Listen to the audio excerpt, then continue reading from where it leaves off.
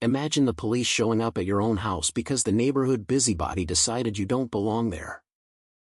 Now imagine that same woman lives in a house sitting on land you own, and she has no clue. This is the story of how one suburban control freak picked the wrong quiet guy to bully.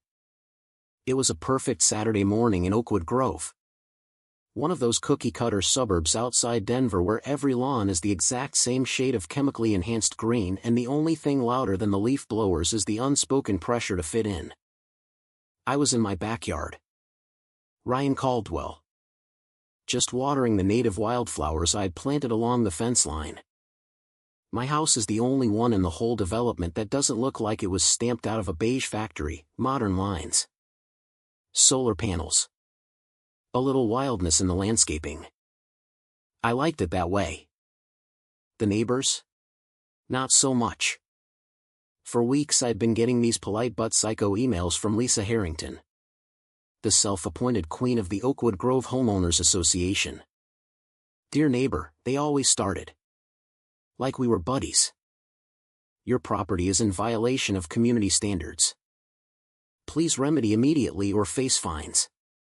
She'd attached photos of my offensive plants, my non-compliant mailbox, and once even my truck parked 2 inches over the invisible line she decided existed. I never replied. I just read them, sipped my coffee, and watched. Because here's what Lisa didn't know, I wasn't some random homeowner who bought into her little kingdom. 10 years ago, when this whole subdivision was still empty fields, I bought the entire 38-acre parcel cheap. I built my house on the western edge, then leased the rest to a developer on a 99-year ground lease. They built the 62 perfect beige boxes, sold them for a fortune, and left. Every single family in Oakwood Grove, including Lisa, technically paid rent to me through that lease. They just had no idea. Lisa, though, she thought she ran the place. The first real shot across the bow came on that bright Saturday. I was still in my pajamas, barefoot in the grass, when 2 sheriff's deputies rolled up my driveway. Behind them, gleaming like a trophy, was Lisa's white Range Rover. She stepped out in pressed khakis and a pastel cardigan, arms folded, chin high. The picture of righteous suburban indignation. Officers. This is the man I told you about, she announced in that syrupy voice she used when she wanted to sound concerned. He's been trespassing and constructing unapproved structures. It's destroying our property values. I set the hose down slowly. One of the deputies, a tired-looking guy named Ramirez, gave me an apologetic half-shrug. Sir, we got a report of illegal building and possible trespass. Mind if we see some ID? I smiled.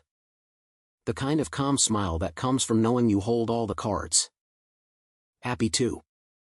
This is my house. I built it. Lisa's laugh was sharp. That's what they all say. The HOA has rules. And he's ignored every single one.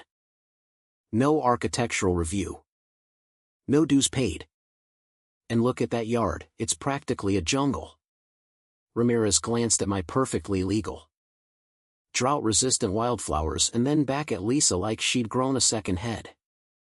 I handed over the deed. He scanned it, eyebrows rising. Ma'am, this property is listed under Mr. Caldwell's name since 2014. Long before your subdivision existed. Lisa's smile froze. For half a second her mask slipped and I saw the panic flicker behind her eyes. Then it snapped back into place. That doesn't matter.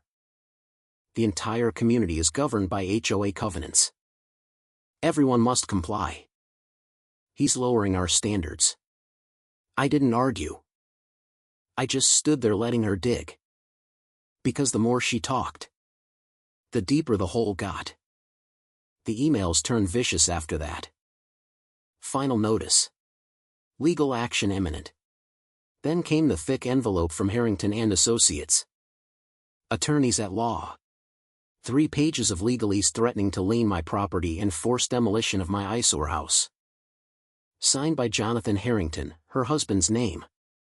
But he was an insurance salesman, not a lawyer. I checked the state bar website that same night. No such firm existed. That was when the dark comedy really kicked in. This woman was committing felonies with office supply letterhead because my lavender bushes offended her. I stayed quiet. I smiled at the grocery store when her little group of followers whispered about that strange man on the edge who refuses to follow the rules. I nodded politely when someone accidentally forwarded me the neighborhood Facebook post calling me a squatter threatening our safety. I documented everything. Meanwhile, I started digging. Public records. Old plat maps. Financial trails. Turns out Lisa had been collecting $275 monthly HOA dues from 48 households for 3 years, almost $160,000 total. No registered HOA. No bank account in the association's name. The money went straight to an account in her name. She'd even been fired from a property management job in Arizona years earlier for the exact same stunt. The best part? The original ground lease had a clause I'd almost forgotten about.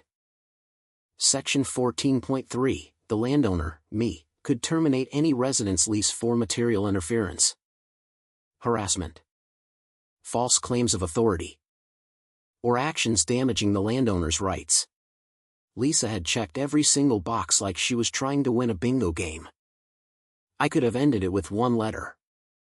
Evict her in 30 days. Watch her perfect life implode. But that would have been too easy. I wanted her to hang herself in front of the whole neighborhood she claimed to love so much. So I waited.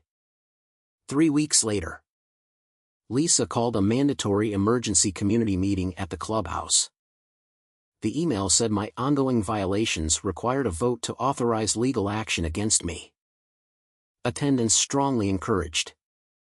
Translation: she needed an audience for her coronation. The room was packed. Folding chairs. Bad coffee. The faint smell of desperation and Febreze. Lisa stood at the front in a power blazer. Projector showing photos of my house circled in red like a crime scene. She was in full performance mode. Friends, we cannot allow one individual to undermine everything we've worked so hard to build. Property values are at stake. Our children's safety is at stake. A few people nodded. Others looked uncomfortable. I sat in the back row. Folder on my lap. Saying nothing. She called for the vote.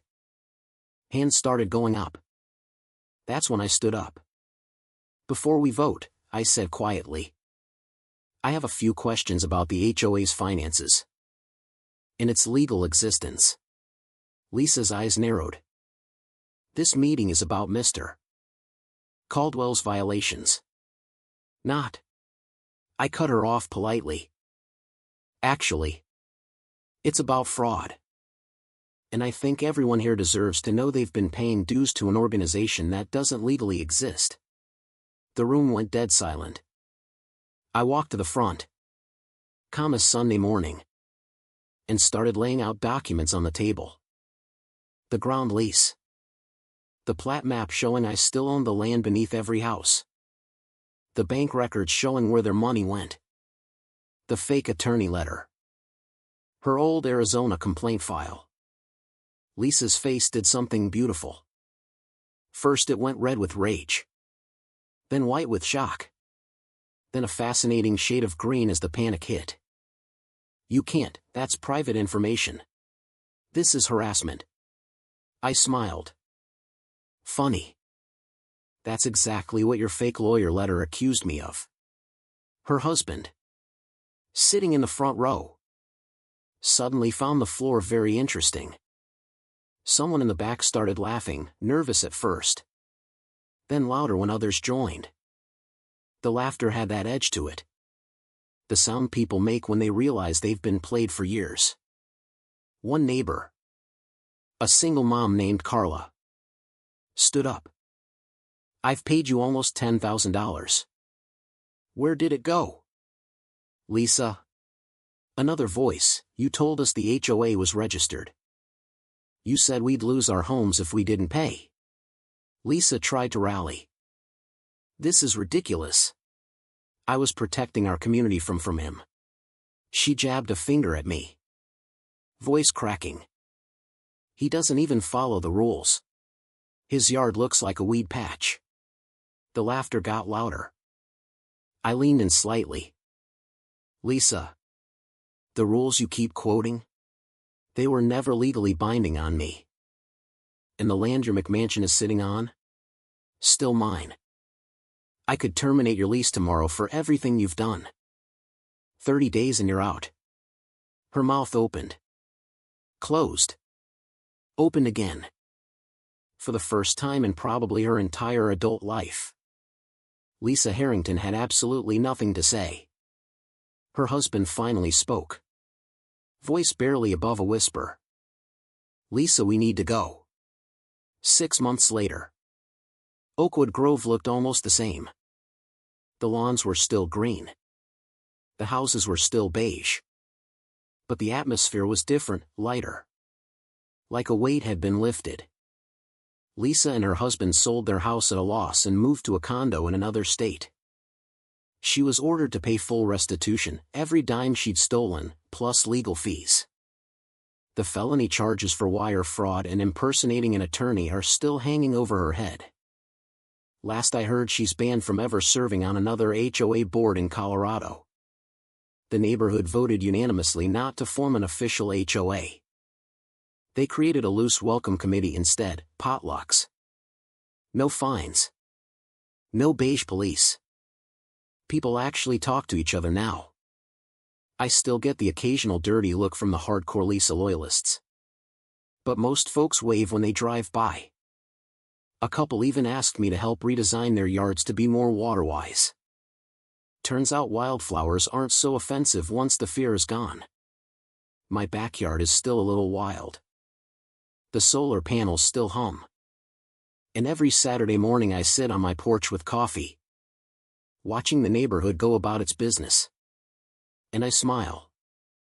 Because the funniest part of the whole saga? Lisa spent 3 years trying to evict me from my own land while living rent-free on it herself.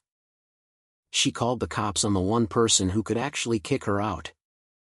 And all I had to do was wait for her to hang herself with her own rules. So here's the question I want you to answer honestly in the comments. If you discovered your nightmare HOA president had been scamming the entire neighborhood and you had the legal power to destroy her life in 30 days, would you pull the trigger immediately? Or would you do what I did, sit back, document everything, and let her destroy herself in front of everyone she tried to control?